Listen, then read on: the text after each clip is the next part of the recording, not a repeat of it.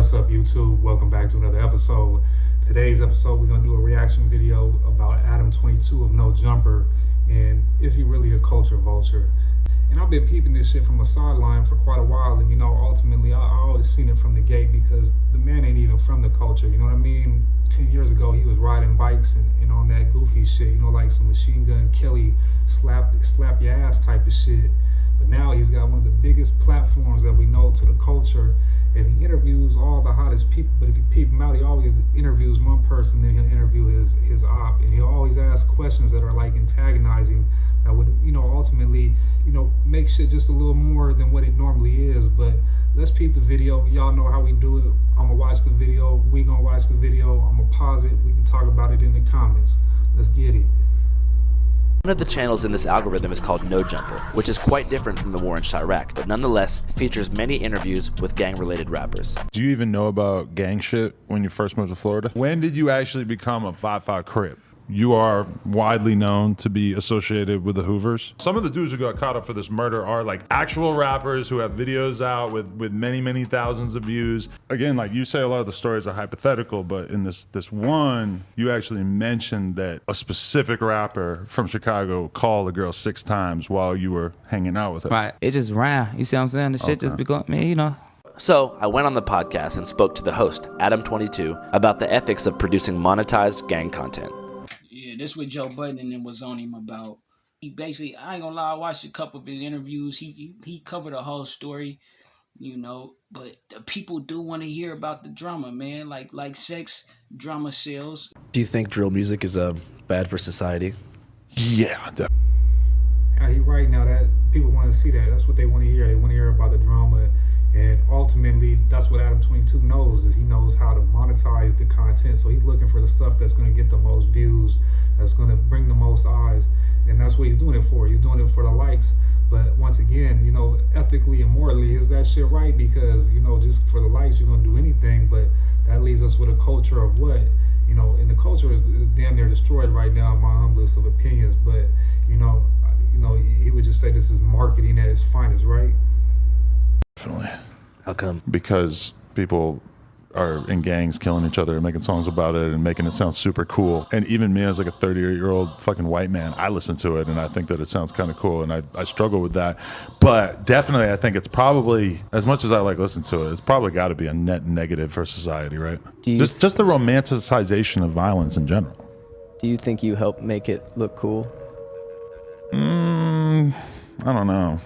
I feel like when they're on a beat with a fucking 808 going crazy and they're able to like rhyme and make less sense, that probably is like when it sounds coolest. Because they don't really talk about that in interviews, right? I mean, most of like all the Chicago like gang members or whatever, it's like the amount of like street shit you're gonna be able to get them to talk about in an interview is pretty minimal in comparison to the stuff that they're essentially saying in their songs. It just must be crazy because like you talk to so many people who like have died recently. Like you're like the last person to interview. Yeah, he didn't talk to all kind of rappers who have been killed and all the whole nine. But once again, like he just said, the music, it sounds cool, but like this dude is an industry plant. Like he's been put in that position to ultimately run an agenda, in my opinion. And if you do your due diligence on who Adam 22 is, you'll know who his dad is and his dad's connections to Bill Clinton. And ultimately, at the end of the day, even looking at gangster rap, like you can see the evolution of when rap switched and it went into the gangster stuff. And the gangster stuff has always had an agenda. Dr. Dre and NWA were puppets used for a sinister purpose that has forever affected hip-hop. Dr. Dre and NWA were used to spread the gangster rap agenda. A secret meeting between record label executives and a group of secret music industry investors. In 1991, I was invited to attend a closed-door meeting with a small group of business insiders to discuss rap music's new direction. Little did I know we would be asked to participate in one of the most unethical and destructive business practices ever seen. Among the attendees was a small group of unfamiliar faces who stayed to themselves and made no attempt to socialize beyond their circle. At this point, I began to feel slightly uncomfortable in the strangeness of this gathering. The subject quickly changed as the speaker went on to tell us that the respective companies we represented had invested in a very profitable industry which could become even more rewarding with our active involvement. He explained that The companies we worked for had invested millions into the building of privately owned prisons that our positions of influence in the music industry would actually impact the profitability of these investments. We were told that these prisons were built by privately owned companies who received funding from the government based on the number of inmates. The more inmates, the more the government would pay these prisons. It was also made clear to us that since these prisons are privately owned, publicly traded, we'd be able to buy shares. He told us that since our employees had become silent investors in this prison business, it was now in their interest to make sure that these prisons remain filled. Our job would be to help make this happen by making music which promote criminal behavior, rap being the music of choice. He assured us that this would be a great situation for us because rap music was becoming an increasingly profitable market for our companies, and as employees, we'd also be able to buy stocks in these prisons. Later on, he said, you know, this person actually ended up leaving the music industry after this happened. We're told not to sign any more political rappers, any more rappers that had messes in their music. No positivity. It was all to be gangster rap music promoted and put out. As you heard for yourself, Crazy Bone explains the story of the secret meeting, and he mentions how the record labels were only signing artists pushing the gangster rap agenda. Crazy Bone makes it clear that the record labels were not signing any positive artists and were making sure that hip-hop only pushed one agenda, gangster rap. The meeting that Crazy Bone is talking about was rumored to have taken place in the 90s, even though there isn't 100% proof this meeting ever took place. Just by looking at the change in hip-hop culture, you can start to see that there might be truth to this story, especially when we look at NWA. I believe the gangster rap agenda was implemented in the 80s with the rise of the rap group NWA. See, NWA was a rap group full of what's now known as studio gangsters. A studio gangster, for those who don't know, is a rapper who pretends to be a gangster in their music, but in reality, they're not living that lifestyle at all. Everybody in the group except for Eazy-E had not lived a criminal lifestyle, and Eazy was just really a pot dealer who hustled and saved his money. Ice Cube, who wrote most of the group's songs, was never in the streets at all. He wasn't even from Compton. He actually was a college student who dropped out to be a part of NWA. He was never arrested, nor did he do any of the things he rapped about. Dr. Dre and DJ Yella was actually dancers, a part of the R&B group World Class Wrecking Crew, where they dressed in tights and danced in sparkly shirts. Nothing that Dr. Dre was doing was gangster at all, and it was actually the complete opposite. Even Eazy-E wasn't really living his raps, as all he ever did was hustle and make money. In today's world, that's just about all teenagers in New York City. So what made a bunch of normal day-to-day people, who for the most part were law-abiding citizens, create a rap group where they painted themselves as gangsters who lived a criminal lifestyle? The reason for this is that Dr. Dre and NWA were all just puppets on a string, pushing an agenda. The entire image of NWA was fabricated and purposely created to spread destructive values targeted at the youth in urban communities. The music industry pushed the values that destroyed urban communities. The culture that these labels built with music turned children into gangsters, tricking them into destroying their own lives.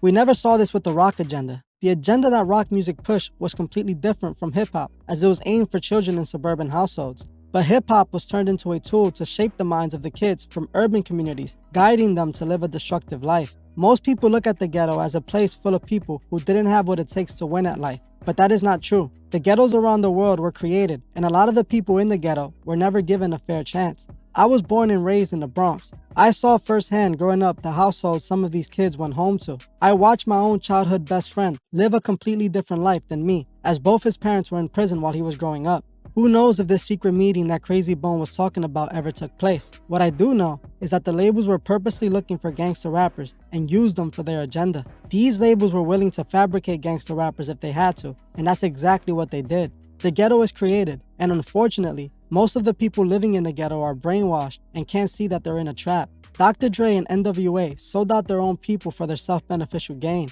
Dre has been a puppet on strings since he started his career, and he admitted that himself in his... It ain't by chance that certain songs blow up, especially back in the 90s when, you know, all the mainstream medias were owned by the same brands pretty much, and they all promote the right songs, you know, it ain't by chance a song blows up, you know, it's who's got the most money behind them, and they've got an agenda, you know what I mean? Music has a hypnotic spell type of feeling to it, and when you, like you said, you know, over an 808 over a beat, you know, they sound like they have less sense, but yet it sounds cool to the world at large, right? Especially the young cats, right?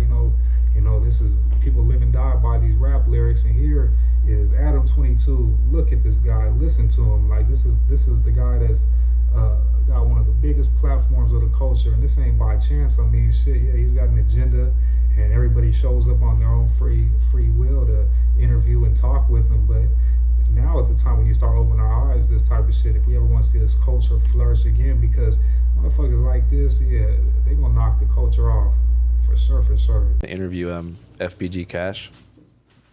Right there. His name's on the wall. Yeah. Do you feel any responsibility for like inflaming like gang beef by having so many gang members use? Hey, to keep it real, everybody got a responsibility. The niggas who rapping about this shit, they parents, you feel me? The government, the niggas who want to do interviews on this shit, it all play a part, right? You know what I mean? The supporters, because they want to hear about the shit.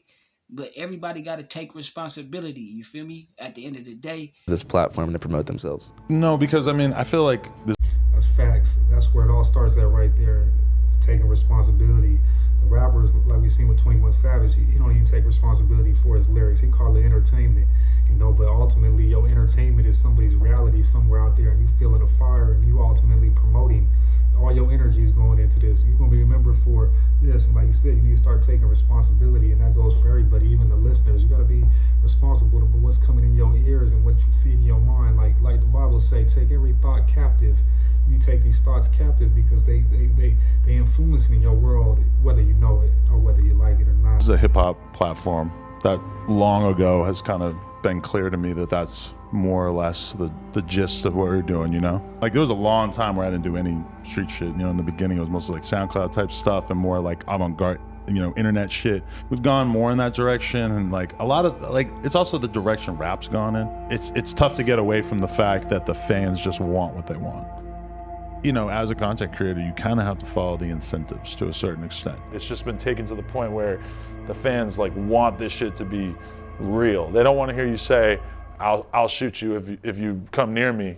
They want to hear you say, so-and-so from the other side got killed because he fucked with me. Like the fans are really drawn to that kind of immersion, I guess. Whenever you grew up here, did you guys spend a lot of time in other parts of Chicago? Like, did you ever go down? I mean, shit, man. This, like I said, this the same thing Joe Budden was kind of scrutinizing Adam for. Like I said, man, everybody got to take responsibility for the shit that is glamorized nowadays, nigga. You know what I'm saying? Motherfuckers is like, it's a cold time we in. It's like we done went all the way backwards. You see motherfuckers try to get at a nigga like, oh, you a culture vulture and this, that, and the third, but all these rappers is on this nigga nuts. You know what I'm saying? No disrespect, not like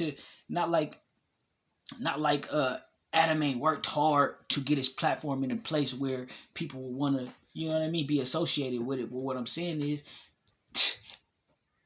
a lot of the rappers, right, they helped it get to where it's at. A lot of these niggas stamped the platform, and then when they at the top, you want to scrutinize them and say, oh man, you's a culture vulture, this, that, and the third.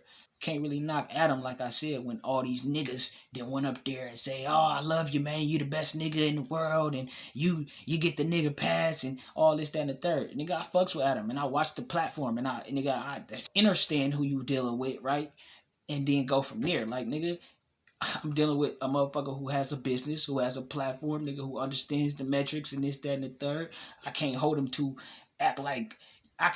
a higher responsibility than the motherfuckers who was actually involved in the shit, right? Who choose to come up there, run their mouth, and talk about the crimes they may do and this, that, and the third. Like, niggas crazy. Like, nigga, let's start there. You know what I mean? Let's start with niggas who don't, like, nigga, it's crazy because there's so many people who try to have their platforms and this, that, and the third, where niggas could be reaching out to them, reaching out to, if it's a case where you try to say, oh man, he white and he profiting off of black this and black that, like how they try to say with 1090 Jake and this, that, and the third, man, everybody has stamped these people. So if that's the case, right, what you could do is go ahead and stamp some so-called black platforms, nigga. How about that? How about trying to help niggas who you see trying to come up, nigga, and so that way, nigga, you can't say, oh man, he's a culture vulture. He just trying to benefit off of this, that, and the third, nigga. Because then that excuse is out the window. You know what I mean? Like, nigga, because it's not like the shit gonna stop, right?